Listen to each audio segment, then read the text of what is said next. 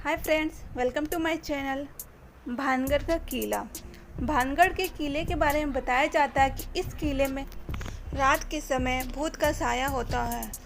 यहाँ पर रात के समय आत्माएं घूमती है और कई अजीब आवाज़ें भी यहाँ सुनाई देती हैं। भानगढ़ किले को लेकर यह भी कहा जाता है कि जो कोई भी रात में किले में प्रवेश करता है वह सुबह वापस नहीं लौट पाता।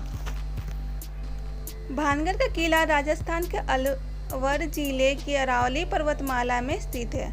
इस किले की बनावट से ज़्यादा इसके भूतिया किस्सों की वजह से ज़्यादा चर्चा में रहता है। भानगढ़ किले के भूतिया किस्सों की वजह से भारतीय पुरातत्व सर्वेक्षण ने स्थानीय लोगों और पर्यटकों को रात में किले में प्रवेश करने से मना किया है। यह किला अब पूरी तरह से खराब हो चुका है और इसको देखने के बाद हर किसी के मन में डरावने विचार ही आते हैं। भानगढ़ को दुनिया की सबसे डरावनी जगहों में से एक माना जाता है।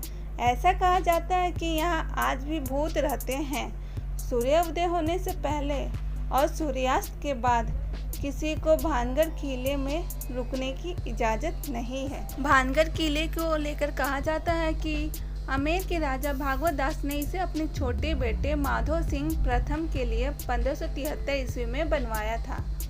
भानगढ़ किले की दो अलग अलग कहानी भी है, जिसकी वजह से भानगढ़ किले को इतना डरावना बताया जाता है। पहली कहानी के अनुसार माधव सिंह नाम के एक राजा ने वहां रहने वाले नाथ नाम के एक तपस्वी से अनुमति लेकर भानगढ़ किले का निर्माण किया। वो तपस्वी इस किले के निर्माण के लिए एक शर्त पर सहमत हुआ कि इस किले की छाया तपस्वी के घर पर कभी नहीं पड़ना चाहिए, लेकिन जो किस्मत में लिखा था वो तो होना ही था।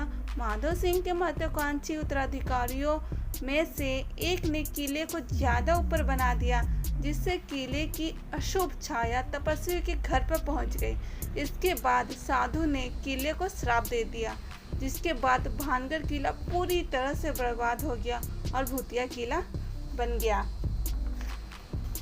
भानगढ़ किले के बारे में जो दूसरी कहानी बताई जाती है वो बहुत ही अजीब है। दूसरी कहानी के अनुसार यह किला एक तांत्रिक के श्राप की वजह से पूरी तरह से बर्बाद हो गया और भूतिया बन गया। भानगढ़ के किले की राजकुमारी रत्नावती इस किले के सर्वनाश का कारण थी। राजकुमारी रत्नावती दिखने में बहुत ही खूबसूरत थी।